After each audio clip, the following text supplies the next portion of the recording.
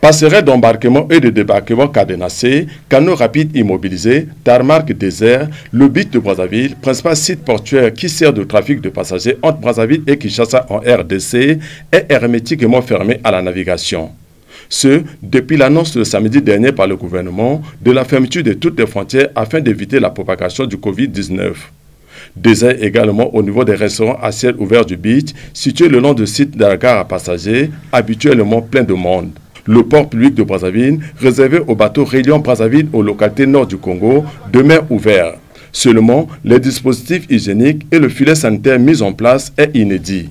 2 cuves de 1500 litres d'eau chacune, alimentées régulièrement par un camion anti-incendie d'une capacité de 6000 litres, sont placées l'une à l'entrée du port et l'autre sur le tarmac pour les passagers qui débarquent du bateau. Ici, agents de port, la police, tous sont mis à contribution pour renforcer l'équipe sanitaire au prélèvement de la température des passagers. Des mesures inédites, mais acceptées par les passagers, tout en ignorant la cause de celle-ci. Tout le monde qui revient de l'intérieur ne connaissait pas le virus.